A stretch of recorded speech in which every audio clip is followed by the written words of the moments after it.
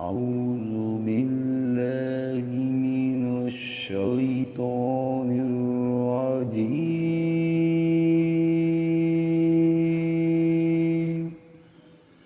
بسم الله الرحمن الرحيم.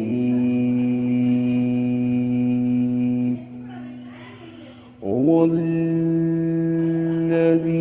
جعل لكم الليل لتسكنوا فيه والنهار مبصرا إن في ذلك لآيات لقوم يسمعون.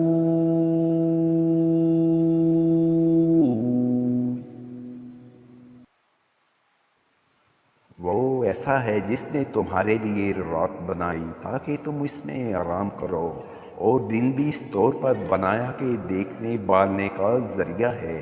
तहकीक इसमें दलाइल हैं इन लोगों के लिए जो सुनते हैं।